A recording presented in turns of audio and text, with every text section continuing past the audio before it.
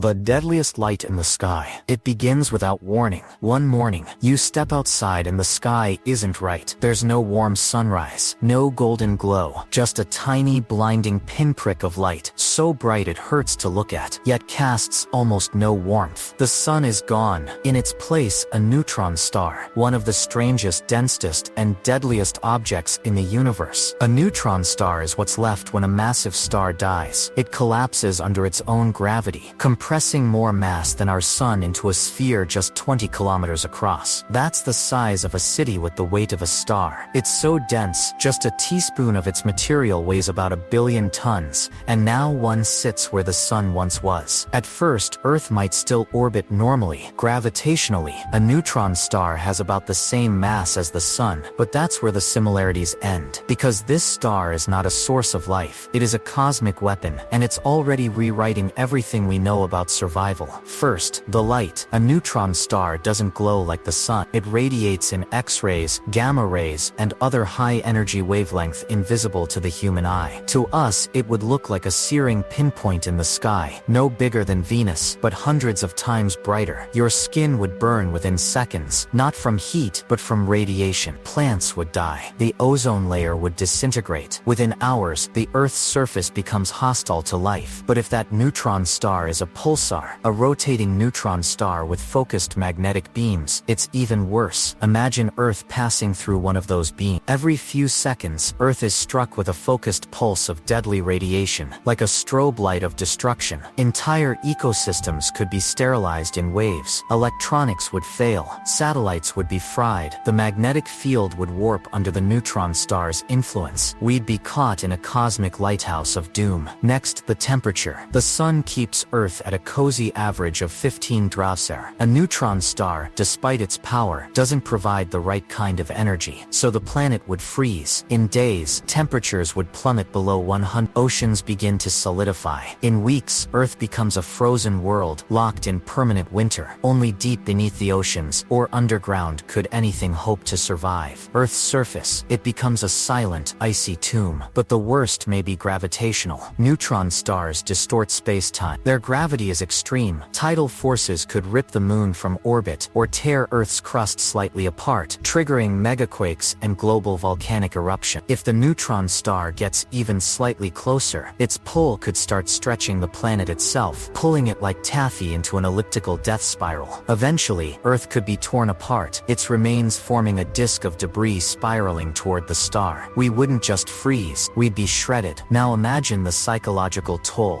A sky with no sun, only a silent, deadly point of light. No warmth, no day, just endless twilight lit by a thing that doesn't give life, but takes it. Panic would break out. Crops would fail. Society would fracture under the pressure of a dying world. Governments might collapse in desperation. Underground bunkers would become the last havens for human life. If we're lucky, is there any hope? If somehow humanity had warning and time, massive orbital mirrors or artificial suns could provide some warmth. Underground cities could shield us from radiation. But this is survival on borrowed time. Unless we escape Earth itself, life would become a struggle to endure rather than to thrive. So what would really happen if a neutron star replaced the sun? Earth might stay in orbit, but our way of life wouldn't last a week. The light we depend on would turn into a death beam, and the warmth we take for granted would vanish into the void. Neutron stars are reminders that the universe isn't built for us. It only tolerates us. One wrong shift, one cosmic switch, and we go from life-giving sunrise to total annihilation. So next time you see sunlight pour through the clouds, remember, it could have been a beam of radiation. It could have been a cosmic warning. It could have been a neutron